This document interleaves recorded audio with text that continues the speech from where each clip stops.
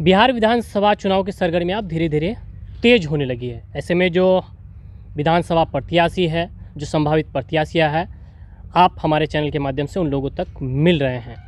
आज चलते चलते हमारी मुलाकात बहादुरगंज विधानसभा के विधायक प्रत्याशी, जो संभावित जदयू के प्रत्याशी है, एहतसाम अंजुम साहब से हुई है। एहतसाम अंजुम साहब पूर्व में नगर पार्षद भी रह चुके हैं और लगातार वो फील्ड में वर्क कर रहे हैं एज ए सोशल वर्कर की तरह। हालांकि लोगों के मुसीबत में बहुत काम भी आए हैं और आज भी लोगों के मुसीबत में वो काम आ रहे हैं। आज कुछ सवालात होंगे उनसे, जो जिनसे सरोकार आपका है, जिनसे सरोकार लोगों का है। आखिरकार उनके क्या कुछ आइडिया है, क्या कुछ उनका विज़न है जो वो विधायक प्रत्याशी के रूप में फील्ड में घूम रहे हैं और वो क्यों चुनाव लड़ना चाहते हैं आखिरकार।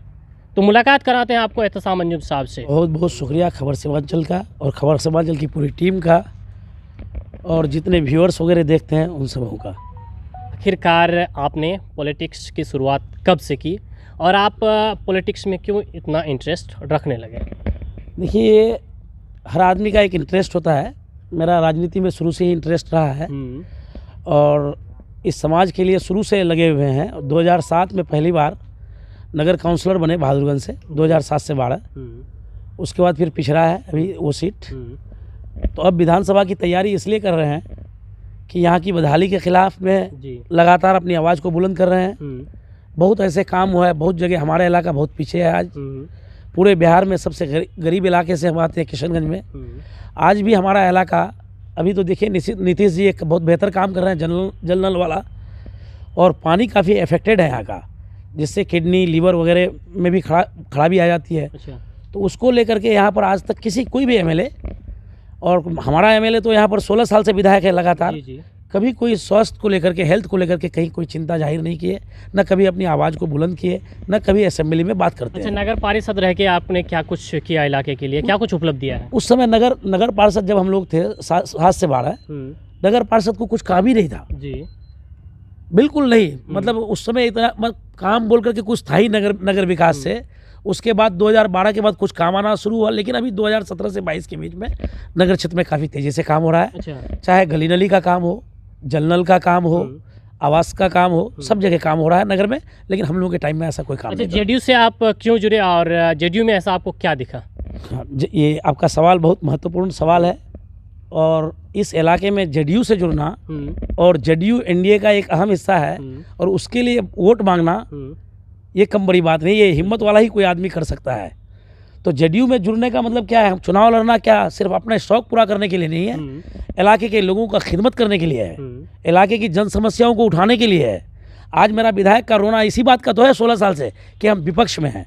जदयू में हमारा आने का मतलब ये है कि अगर हमें यहाँ कामयाबी मिलती है तो हम सत्ता पक्ष का हिस्सा बन करके इलाके के लिए, जिस तरह से आज कोचाधामन में माननीय विधायक कोचाधामन जनाब मुजाहिद साहब जितना तेज़ी से काम कर रहे हैं, वहाँ 400 रोड का काम इस 5 साल में हुआ है। तकरीबन 1400 से 1500 करोड़ के बीच में सड़कों का काम हो रहा है। उसमें एक मुख्य सड़क हमारे हजरत मौलाना असरारुल हक कासमी साहब के नाम से मौलाना असरारुल हक एक्सप्रेसवे बन रहा है।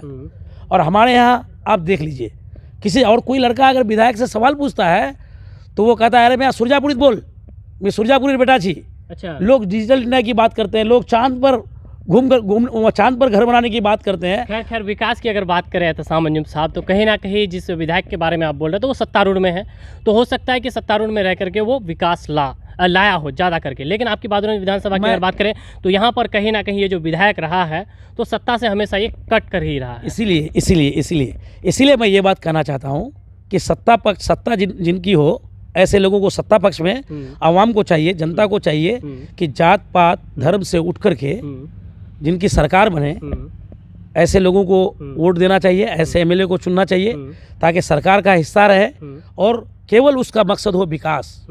हिंदू मुस्लिम, गाय, राम मंदिर, ये मुद्दा नहीं होना चाहिए। हमारा मुद्दा लगातार तो 4 टर्म से विधायक बनते आ रहे हैं। कैसे लोगों का विश्वास जीत रहे हैं? लोग उस पर कैसे विश्वास कर रहे हैं? मैं वही बात तो कह रहा हूँ कि जाति धर्म के नाम पर हिंदू मुस्लिम करके, भाजपा का डर दिखा करके, भाजपा का भय दिखा करके, गाय गुरु गोश्त इनका मुद्दा होता है। मैं यही कहता हूँ कि आप विधायक जी 16 साल से हैं, आप वोट मांगिए, 5वीं बार भी आप जीतिए, 4 बार आप जीत गए, लेकिन विकास के नाम पर जीतिए। जात धर्म, इन राजनीति से, जात धर्म से ऊपर उठ करके बात कीजिए। आज आप देखे होंगे एक माइनॉरिटीज़ बोल करके, माइनॉरिटीज रेसिडेंटल स्कूल बोल करके 53 करोड़ 3,55,000 की लागत से डेराबाड़ी में एक हॉस्टल बनने जा रहा है, एक स्कूल बनने जा रहा है। यकीनन हमारे इलाके के बच्चों को उसका लाभ मिलेगा।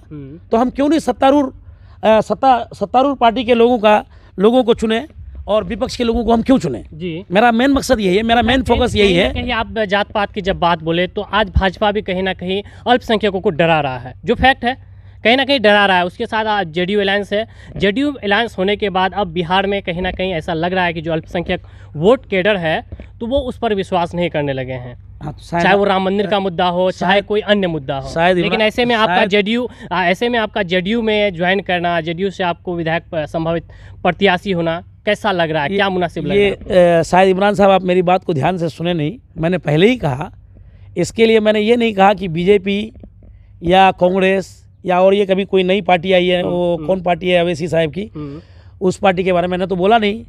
तो मैं यही कह रहा हूँ कि वो बीजेपी हो या वो नई पार्टी जो बहुत कट्टरता अभी जो सोच कि मुसलमान जिसको चिल्लाना है, तो मैं सबके लिए कह रहा हूँ कि जाति धर्म से ऊपर उठ करके हमारा मुद्दा डेवलपमेंट होना चाहिए। हम विकास के नाम पर वोट लें, विकास करें। कांग्रेस आज आप देखिए, राम मंदिर तोड़वाने का काम किसने किया? मूर्ति रखने का काम किसने किया? आज अब अगर उस दिन ये जो अभी वहाँ मंदिर बनने का जो फैसला है, ये तो सुप्रीम कोर्ट का फैसला है, ये कोई भाजपा का फैसला नहीं है, एनडीए का फैसला नहीं है, ये सर्वोच्च न्यायालय का फैसला है। खैर भाजपा का ये मैनिफेस्टो में था, लेकिन ये फैसला सर्वोच्च न्यायालय का है। और जब मंदिर के लिए भूमि पूजन था, जिस दिन राम मंदिर पर बात कर रहे, तो कहीं ना कहीं जब कांग्रेस ने शुरुआत की तो भाजपा ने उसे पूरा किया। भाजपा ने पूरा नहीं किया जी, कैसे? भाजपा के मैनिफेस्टो में था, ये आपने सही कहा, लेकिन भाजपा ने पूरा इसलिए नहीं किया कि ये सर्वोच्च न्यायालय का फैसला था। और जब भूमि पूजन का दिन था, आप लोग पत्रकार हैं और हम लोगों से ज़्यादा इंटेलिजेंट भी हैं और जानकारी भी रखते हैं, तो उस दिन आपको मालूम है कमलनाथ जी ने, मध्य प्रदेश के पूर्व मुख्यमंत्री, कांग्रेस के वरिष्ठ नेता ने क्या किया? चांदी का ईंटा भेजने का काम किया। प्रियंका गांधी जी ट्वीट करके कहा कि ये देश के लिए बहुत बेहतरीन फैसला है। राहुल गांधी जी ने इसमें खुशी जाहिर की, तकरीबन कांग्रेस के सभी नेता ने। लेकिन हमारे विधायक जी जब क्षेत्र में जाते हैं तो बखूबी लोगों को बेवकूफ़ बनाने का काम करते हैं कि राम जन्मभूमि ये वो। और आप जानते हैं विकास के बारे में कभी तौसीफ साहब बात नहीं करते हैं। वो बात क्या करते हैं? NRC CA. अच्छा, जबकि एनआरसी सीए का तो मैं पहले वो फुल फॉर्म भी उसको पता नहीं था, बहुत बाद में शायद आजकल रट उठ करके याद कर लिया हो, हमको मालूम नहीं अभी भी क्या है कि नहीं किया है, ये भी नहीं पता। और वो एनआरसी सीए पर बात करते हैं। और सच्चाई ये है कि एनआरसी और सीए ये सब कांग्रेस की देन है, वही उनकी जननी है। 2013 में असम में वो लाना चाहते थे, उसी को बीजेपी पूरे देश में लाना चाहा। लेकिन बाद में क्या हुआ? नीतीश, सभी विरोधी दल ने, हमारे विरोधी लोगों ने कहा कि नीतीश जी अगर एनआरसी सीए के खिलाफ है तो वो प्रस्ताव लेकर के आए बिहार विधानसभा में। नीतीश जी ने बिहार विधानसभा में प्रस्ताव लेकर के आया और उसमें सभी दल के लोग, सभी दल के एमएलएज ने वोट किया और प्रस्ताव पारित हुआ कि हमको एनआरसी सीए एनपीआर से कोई लेना देना नहीं है। तो अब ये मुद्दा ही खत्म हो जाता है। एनआरसी सीए का मुद्दा भी अब सुप्रीम कोर्ट में है, तो इस मुद्दे पर तो बात नहीं करनी चाहिए। लेकिन उनका काम क्या है? लोगों को दिग्भ्रमित करना, बेवकूफ़ बनाना। आज तक जो वो 15 साल से कर रहे हैं, उनको सुनिए ना, वो कह क्या रहे हैं। और एक नई पार्टी भी आई है अभी आपके सामने, आप देख ही रहे हैं। खैर बात करेंगे हम लोग, यानी कि जब 2015 के इलेक्शन की बात हुआ, महागठबंधन के साथ चुनाव लड़ा, तो कहीं ना कहीं अल्पसंख्यक जो वोट थे नीतीश पर खूब विश्वास करते थे। लेकिन अब जो है गठबंधन टूट गया है, जेडीयू ने बीजेपी के साथ अलायंस कर लिया है। ऐसे में बीजेपी का जो विचारधारा है वो अल्पसंख्यकों के साथ मिलता जुलता नहीं है, और जेडीयू भी उनके साथ जब हो गया है तो कहीं ना कहीं उनका विचारधारा के साथ उनको काम करना पड़ेगा। अब ऐसे में आप जिस इलाके से बिलोंग करते हैं, यहाँ पे अल्पसंख्यक इलाका है और जिसको लेकर के आपको मैदान में उतरना है, अब कैसे भरोसा कर लेंगे आप पर लोग? या फिर कैंडिडेट देख के भरोसा करेंगे या पार्टी देख के भरोसा आपको करेंगे? भरोसा मुझे ये देख करके करना है कि हमारा सत्तारूढ़ दल का विधायक, कोचाधामन के विधायक माननीय मुजाहिद साहब, एक भी एनआरसी सीए और एनपीआर का जहाँ पर प्रोटेस्ट हुआ हो और जहाँ मुजाहिद साहब नहीं पहुँचा हो, सत्ता में रह करके अपने ही सरकार के खिलाफ सड़क से लेकर के सदन तक आवाज़ उठाने का काम किया। उसका नतीजा ये हुआ कि प्रस्ताव लाना पड़ा और प्रस्ताव ला करके बोला एनआरसी एनपीआर पर। तो नीतीश जी आज तक बीजेपी के दबाव में काम नहीं करती है और बिहार के मुख्यमंत्री माननीय नीतीश कुमार है, नीतीश कुमार के सहयोगी दल भाजपा है, इसलिए नीतीश कुमार पर लोगों को भरोसा करना चाहिए और खूब जम करके करना चाहिए। और नीतीश कुमार जी ने, मैं सोचता हूँ, जहाँ तक मेरा, इमरान भाई आप लोग अपने से पढ़े लिखे लोग हैं और लोगों को, ये आप लोगों की भी जिम्मेदारी बनती है कि आप लोगों को जागरूक करें। नीतीश जी जात धर्म सबसे उठ करके काम किया है। आज गली नली का मामला हो, सड़कों की हालत हो, शिक्षा के क्षेत्र में हो, स्वास्थ्य के क्षेत्र में जो क्रांति लेकर के आया 15 साल पहले, आप जाइए ना। और बेरोजगारी के क्षेत्र में, बेरोजगारी देखिए, बेरोजगारी तो पूरे वर्ल्ड में, बिहार में ज़्यादा, सुनिए पूरे वर्ल्ड में। अच्छा आप बिहार में कह रहे हैं, ठीक कह रहे हैं। आप कौन गांव से हैं? मैं आपसे पूछ रहा हूँ, कहीं से ना कहीं से हैं। बिल्कुल। आज से 15 साल पहले जाइए, आपके गांव के आदमी 100 आदमी अगर दिल्ली में रहते थे तो आज केवल 10 आदमी बच गए, 90 आदमी अपने इलाके में कहीं ना कहीं। बिहार से तो ज़्यादा लोग पलायन करने लगे, ज़्यादा लोग पलायन करने लगे हैं बिहार से। लॉकडाउन में इसकी तादाद आप देखेंगे भी होंगे। हाँ नहीं, बिहार हमारा जो है बीमारू स्टेट था। बिहार कोई डेवलप स्टेट नहीं था। बिहार कोई महाराष्ट्र या गुजरात नहीं था। बिहार आज बीमारू स्टेट से अगर जिस जगह भी जाके पहुंची है, इसमें नीतीश कुमार को आपको क्रेडिट देना पड़ेगा। बिल्कुल, यानी कि 15 के लिए बहुत कुछ किया। 15 साल के क्रेडिट, 15 साल की क्रेडिट तो वही ले रहा है, लेकिन ऐसे में 15 साल का सत्ता में बने रहना किसी ना किसी नेता के लिए, किसी ना किसी सीएम के लिए बहुत बड़ी बात होती है। जब नीतीश कुमार जी सत्ता में आए थे 2005 में, बिहार की हालत आपको पता होगा। तब सड़क में गड्ढा नहीं हुआ करता था, और गड्ढे में सड़क हुआ करता था। और ये आपके खास तौर से हसन जावेद जी अक्सर बोलते हैं, मैं उसका कई इंटरव्यू में सुना हूँ। अच्छा। और वो सही कह रहे हैं, जो सही है वो सही है। आज सड़क देखिए, हर काम धीरे धीरे। अब नीतीश कुमार का जो आने वाला 5 साल है, इसके लिए जो ब्लूप्रिंट तैयार है वो ये है कि यहाँ पर इंडस्ट्रीज को लाया जाए और यहाँ के पलायन की समस्याओं पर ब्रेक किया जाए और लोगों को मजदूरी यहाँ पर मिले, यहाँ पर रोजगार मिले, लोग बाहर ना जाए। इस पर ये 5 साल इसी पर काम करना है नीतीश जी को। आपके विधानसभा क्षेत्र के बारे में बात करेंगे। आपके विधानसभा क्षेत्र में आजकल ऑल इंडिया मजलिस इत्तेहादुल मुस्लिमीन जो तीसरा पार्टी है कहीं ना कहीं, और इसका ग्राफ दिन ब दिन बढ़ते जा रहा है। मजलिस इत्तेहादुल मुस्लिमीन में हाल ही में जितने भी आपके जो विपक्ष के कैंडिडेट थे वो कहीं ना कहीं उसके साथ जुड़ गए हैं या उनका दामन थाम लिए हैं। ऐसे में क्या लग रहा है कि उनका भविष्य क्या रहेगा? ऑल इंडिया मजलिस इत्तेहादुल मुस्लिमीन को फ्यूचर में आप किस तरह से देख रहे हैं? क्या लगता है कि वो कांग्रेस या जेडीयू को जो है मात दे पाएगा? आपको लोकसभा का चुनाव याद है? आज से 15-16 महीना पहले या 18 महीना पहले बहादुर से बहुत बड़ी समर्थन मिली थी, 68,000 वोट। उसमें शायद आपको पता होगा कि माननीय विधायक जी भी उस समय AIM का ही काम किए थे। अच्छा। और लोकल कैंडिडेट नहीं था। शायद MP में हजरत मौलाना असरारुल हक साहब कासमी अगर उम्मीदवार होते तो इसी बहादुरगंज से फिर AIM के कैंडिडेट को 68 के बदले 18,000 वोट होता प्राप्त। और इतना वोट मिलने के बाद पोजीशन क्या था? तीसरा। उसके बाद झारखंड का चुनाव हुआ, नतीजा देखे होंगे 0। बाई इलेक्शन किशनगंज में हुआ, कमरुल हुदा साहब चुनाव जीते। वो केवल जावेद साहब हमारे जो सांसद हैं उनकी गलतियों की वजह से। उन्होंने अपनी माँ को चुनाव के मैदान में ला करके खड़ा किया, जिसका नतीजा वहाँ के लोग गुस्से में परिवारवाद के खिलाफ उन लोगों ने वोट किया।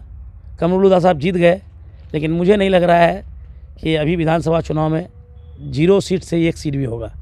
अच्छा, कैसे नहीं लग रहा है? दिन ब दिन तो उसका ग्राफ बढ़ते जा रहा है। आपके विधानसभा क्षेत्र से 68,000 वोट, और ऐसे में उस 68,000 वोट को लेकर के ही आज जो जितने कैंडिडेट आ रहे हैं वो लोग उसी 68,000 वोट के लिए ही आ रहे हैं कि कहीं ना कहीं पहले से इसका जो ग्राफ बना हुआ वो तो है ही है, लेकिन थोड़ा सा अगर मेहनत करेंगे तो हम लोग यहाँ से सीट निकाल सकते हैं। लेकिन ऐसे में जेडीयू का या फिर कांग्रेस का उस पर वार करना या फिर उसके वोटरों को बिखरना कितना संभव है, कितना आसान है?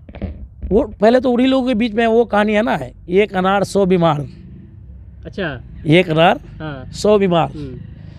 वो लोग अपने आपस में ही इतना बढ़ गए हैं कि मसवीर साहब का खेमा अलग है। अच्छा। मुस्तफा अनवर राही साहब का खेमा अलग है, मंसूर साहब का खेमा अलग है, नफीस हैदर का खेमा अलग है। तो सबका खेमा अलग अलग बटा हुआ है। पहले वो लोग आपस में ही सुलझा ले। लेकिन मेरा ऐसा मानना है कि उस पार्टी में जब हम नहीं तो उस पार्टी के बारे में हमारा बात करना बेकार है। वो उन लोगों का अंदरूनी मामला है जी। वो उन लोगों का अंदरूनी मामला है। और लोकसभा में जो 68,000 वोट की बात करते हैं, लोकसभा का पैटर्न और विधानसभा का पैटर्न दोनों अलग अलग है। मुझे नहीं लगता है कि कोई कैंडिडेट 20,000 वोट का भी आंकड़ा पूरा कर सकेंगे। बोल रहे थे ये कि आपका भाजपा यहाँ पर लगातार चुनाव लड़ा रहा है। ऐसे में आप जदयू के लिए मेहनत कर रहे हैं, तो क्या लगता है कि यहाँ पर जो पार्टी है किसे उम्मीदवार उतार रही है, फिर जदयू लड़ती है या भाजपा लड़ती है? ऐसे में क्या संभावना लग रहा है आपको? ऐसे में इमरान साहब, पहले मैं आपको करेक्ट कर दूं कि जब एनडीए का हिस्सा जदयू रही है यहाँ पर, तो ये सीट जदयू की है। 2010 में प्रोफेसर मुसव्विर साहब, 2005 में फिरोज साहब, और 2015 में जो आप कह रहे हैं, तो वो उस समय महागठबंधन में थे नीतीश जी। बीजेपी अलग रहने के कारण बीजेपी यहाँ से चुनाव लड़ी थी। अच्छा। तो हम लोग ये सीट 2 वजह से, एक अव्वल तो ये है कि ये सीट में मुस्लिम वोटर का तादाद काफ़ी ज़्यादा है, सुरजापुरी बिरादरी है, तो ये सीट जदयू के हिस्से में जाना चाहिए और हम लोग मांग भी करते हैं और फिर हम लोग मिल करके लड़ेंगे। लेकिन अगर सीट एनडीए का हिस्सा में भाजपा को भी चली गई तो हम लोग उसके लिए काम करेंगे। ऐसा नहीं है कि कल एनडीए में हमारा अलायंस पार्टनर अगर भाजपा लड़ रहा है तो उसका विरोध। हम लोग सरकार में रहना चाह रहे हैं ताकि इलाके का 100% डेवलप हो सके। जो कोचादमन में हो रहा है, आपके ठाकुरगंज में हो रहा है, जो बहादुरगंज में नहीं हो पा रहा है। आज निसंदरा पुल का कितना ज़रूरत है भाई। ट्रांसपोर्टिंग सिस्टम जब तक सही नहीं होगा तो आप कैसे डेवलप, कैसे, किस जगह पर हैं? आप विपक्ष में भी हैं, 15 साल 16 साल में, तो आपका गुडविल इतना अच्छा होना चाहिए कि आप नीतीश जी से काम करवा सकते हैं इलाके के लिए। जो कहेंगे, आप पगड़ी बंधवाने के लिए वहाँ से आ गए नीतीश जी को लेकर के अपना शादी में, कांग्रेस का एमएलए होकर के, अरे मांग लेते हैं इलाके के लिए कि मेडिकल कॉलेज दे दीजिए। और आप हमेशा विधायक जी राज्यसभा में क्रॉस वोटिंग करते हैं बीजेपी को, तो उस क्रॉस वोटिंग अब पैसा लेके करते हैं या कैसे करते हैं वो तो वही बेहतर बताएंगे। लेकिन उस क्रॉस वोटिंग के बदले इलाके के लिए एक बेहतरीन कॉलेज मांग लेते, मेडिकल कॉलेज बहादुरगंज में मांग लेते। और बहादुरगंज में मांगने का कारण ये है कि ठाकुरगंज से 40 किलोमीटर, टेराघाट से 25 किलोमीटर, जो कि बरवट्टा से 25 किलोमीटर, दिघल बैंक से 25 किलोमीटर, किसान से भी 25 किलोमीटर। यहाँ अगर एक रेफरल हॉस्पिटल हो जाता तो मैं सोचता हूँ कि इलाके की समस्या, बीमार लोग जो हैं जिसको फ्री में इलाज हो पाता, हमारा इलाका का तरक्की कैसे करेगा? देखिए इमरान साहब, हमारे इलाके की असल तरक्की उस जगह पर है, कोई डॉक्टर का बेटा डॉक्टर बन गया, कोई इंजीनियर का बेटा इंजीनियर बन गया, ये तरक्की नहीं है इमरान भाई। जब एक दिन किसान का बेटा डॉक्टर बनेगा, एक मजदूर का बेटा इंजीनियर बनेगा, एक मजदूर का बेटा डॉक्टर बनेगा, असल तरक्की उस दिन है। और ये हमारे हजरत मौलाना असराउल हक साहब कासमी काफ़ी कहते रहे हैं इस बात को।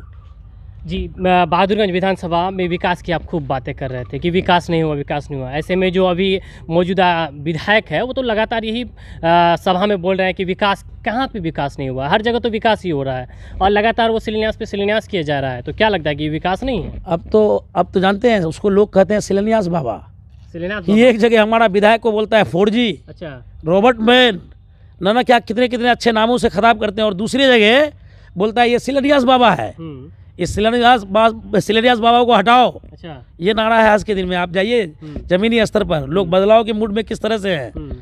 और दूसरी बात, सबसे बड़ी बात, महत्वपूर्ण बात, मेरे यहाँ 35 पंचायत है, 20 पंचायत बहादुरगंज, 12 पंचायत टेरागाछ, 3 पंचायत दिघल बैंक, 35 पंचायत, और 5 पंचायत के बराबर वोटर हमारे नगर पंचायत में 18 वार्डों में, कुल मिलाकर के 40 पंचायत।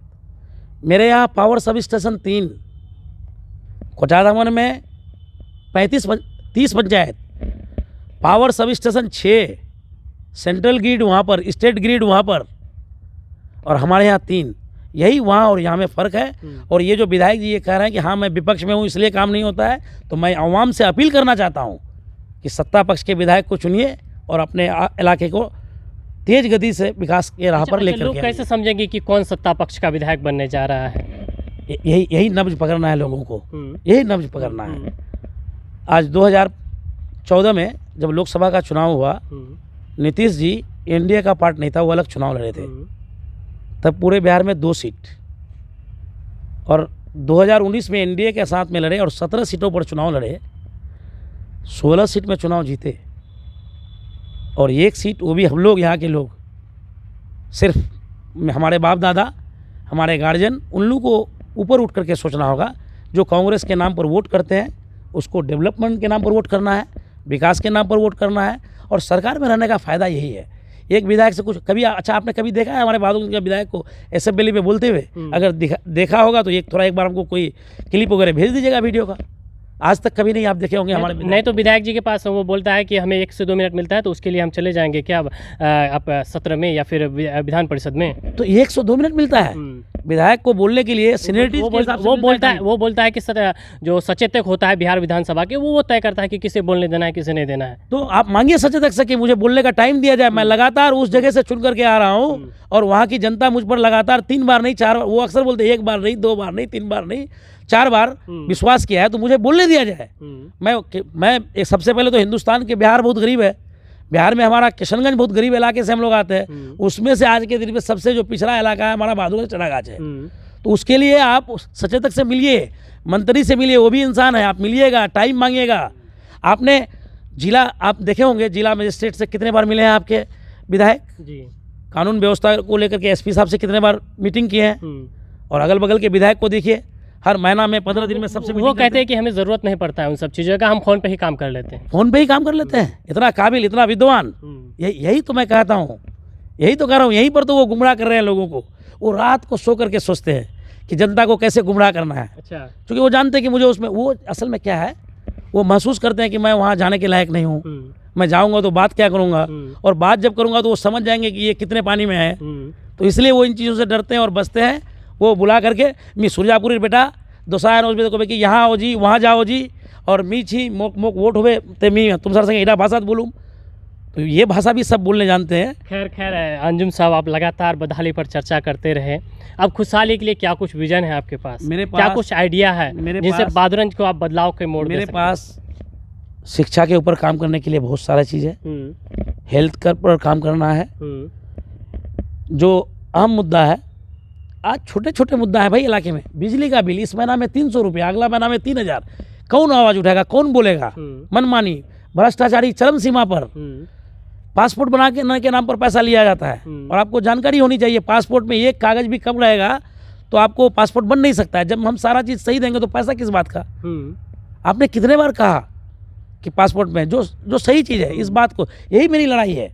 इसी बदहाली, शिक्षा पर काम हो, स्वास्थ्य पर। आज देखिए वहाँ पर हमारे यहाँ कितना काम हुआ है। आप लोग इलाके में जाइए, जनता के बीच में जाइए, पूछिए। जो 2017 में जितने डाइवर्सन 2017 के बार में कट गया था, वो डाइवर्सन तक रिपेयर नहीं हो पाया इमरान भाई। अच्छा। बड़ी हैरानी की बात है। आप जाइए कॉलेज चौक से पत्थरगट्टी कुरेली भाटाबाड़ी, सड़कों की हालत को देखिए, जाने लायक नहीं है। आप चले जाइए यहाँ से दारुल उलूम चौक से कटलबाड़ी वाला रोड, आप जाकर के देखिए। आप चले जाइए वहाँ दुलाली के पास कटिंग आज तक सही नहीं हुआ है। मतलब कितना, मतलब क्या बताएं इसके बारे में। और कहीं किसी पर कोई डर नहीं, भय नहीं। इनका काम है मुखिया लोगों को लेकर के डर भय दिखा करके, नहीं तो तुम्हारे पर ये कर देंगे वो कर देंगे, जांच करवा देंगे। तो बहुत मुखिया तो हिम्मतवर भी है। अच्छा। अपने मेरिट पे जीतते हैं। बहुत मुखिया उससे डरे समय है, वो हम लोगों से बात करते हैं मुखिया लोग कि भैया खुल के इसलिए नहीं आते हैं, ये हम लोग को इस तरह से डराते हैं। तो ये हाल है। टेरागाछ को लेकर क्या सोचते हैं आप? टेरागाछ अलग प्रखंड है, आपके विधानसभा क्षेत्र का हिस्सा है, लेकिन आज भी वो अररिया से बिजली आपूर्ति अररिया से मिलती है। अगर हम लोग, लेकिन आप विपक्ष में रह करके कभी इसके लिए आवाज़ उठाएं? तब आप देखे नहीं होंगे। मेरा टाइमलाइन को चेक कीजिए, हम आपको डेट के साथ बता देंगे। आज से 1-1.5 महीना पहले बिजली विभाग से मैंने बात किया, अभी बात चल रही है अब उसको बिशनपुर ग्रिड से जोड़ने के लिए। अभी बात चल रही है टेरागाछ को। अच्छा। तो बिशनपुर ग्रिड से जोड़ने के लिए 1 से 1.5 महीना पहले आप इसके लिए बात किए। तो इससे पहले तो अररिया से ही आपूर्ति वहाँ पे मिल रही है, इससे पहले आप क्यों नहीं बात किए? क्या लगता है कि आपको चुनावी स्टैंड बनाना? इमरान भाई, बात असल में जिसको करना चाहिए, क्योंकि बात सड़कों पर करने से इसका समस्या का समाधान नहीं है। बात सदन में करनी है, बात पदाधिकारियों से करनी है, ऊर्जा मंत्री से करनी है, समझ गए ना? आज देख लीजिए ना आप, कितने बार, वही मैं कह रहा हूँ भाई, आप एमएलए आप मिलिए ना। सरकार में, सरकार और विपक्ष दो चीज़ है, ये होते रहेगा हमेशा, कोई सरकार में कोई विपक्ष में। लेकिन सवाल आपको बनता है कि आप वहाँ के विधायक से पूछिए कि आपने क्यों आज तक आपके टेरागाछ को अररिया से बिजली मिल रही है, क्यों नहीं किशनगंज जिला से मिल रही है? और जानते हैं बिजली भी मिलती है तो 10 से 12 घंटा। अच्छा, 10 से 12 घंटा। और आप वही बोले ना कि आपके यहाँ 3 पावर सब स्टेशन, आपके बगल वाला विधानसभा में, जबकि हमारे विधानसभा से छोटा है, वहाँ 6 पावर सब स्टेशन। टेरागाछ में एक भी पावर सब स्टेशन नहीं है। ये कितनी बड़ी बात है, पहले ये बताइए। प्रोफेसर मुसव्विर साहब को लेकर आप क्या सोचते हैं? एमआईएम में उसका ज्वाइन करना क्या लग रहा है आपको कि यहाँ से जो वो जिस तरह से पहले मेहनत की, आपके पार्टी जेडीयू के साथ भी रहे और हाल ही में वो जाप से चुनाव लड़कर इतने जो है समर्थन हासिल किए, तो उसका हाल ही में एमआईएम में जुड़ना आपको किस तरह का लग रहा है? देखिए, मैं 2010 के चुनाव में जदयू से लड़े थे, मेरी पूरी मेहनत उनके साथ थी, दिन रात 15 में भी उन्हीं को साथ दिए। और आज अगर 20 में वो चुनाव लड़ता है, उसके बारे में मैं कोई गलत बयान नहीं करूँ तो गर्ज के मैं अपने आप को गाली दे रहा हूँ और केवल चुनाव के लिए मैं बात कह रहा हूँ। अच्छा। प्रोफेसर मुसव्विर साहब काबिल आदमी हैं, विद्वान आदमी हैं, ईमानदार आदमी हैं। उसको ऐसा लगा शायद कि मैं वहाँ चला जाऊँगा तो मैं वहाँ चुनाव जीत जाऊँगा, इसलिए शायद वो चले गए हैं। और सच पूछिए तो विपक्ष में तो वही थे हम लोग, तो पहली बार, वो भी हम लोग को अगर जदयू से टिकट मिल गया तो चुनाव लड़ना तय है, वरने तो फिर मेरे लोग तय करेंगे कि मुझे करना क्या है, 5 साल और मेहनत करनी है या फिर इंडिपेंडेंट लड़नी है या किस पार्टी से लड़नी है, तब मैं कुछ नहीं, तब मेरे लोग तय करेंगे। मैं केवल जदयू का उम्मीदवार हूँ और मेरे गार्जियन जो दोनों विधायक हैं वो लोग मेरे लिए लगे हुए हैं, जनाब मुजाहिद साहब, जनाब नौशाद साहब, मुझे पूरा विश्वास है उन लोगों पर। और अगर बिहार के लोकप्रिय मुख्यमंत्री माननीय नीतीश कुमार जी अगर भरोसा करके हमको टिकट दिए तो मैं इलाके में जा करके, और इलाके में जो मेरी लगातार मेहनत है, मैं ये सीट ज़रूर जीत करके ले जाऊंगा और रिकॉर्ड मतों से जीत करके ले जाऊंगा। चलते चलते अब आखिरी सवाल लेंगे। आखिरी सवाल में हम बात करेंगे कि क्या लगता है कि एनडीए और जेडीयू का जो अलायंस है, तो ऐसे में अल्पसंख्यक समुदाय उस पर कितना विश्वास करते हैं? आप भी एक अल्पसंख्यक। नीतीश जी पर 100%। अच्छा। जब मैं क्षेत्र में श्योरली मैं जब क्षेत्र में जाता हूँ तो मुझे सबों ने ये बात कहा कि आप जदयू का टिकट लेकर के आइए, जिताने का काम हम लोगों का है, तभी मैं जदयू में हूँ। चलिए, फिर होगी मुलाकात आपके साथ इसी दमखम के साथ। बहुत बहुत शुक्रिया इमरान भाई, खबर सीमांचल का और आपका।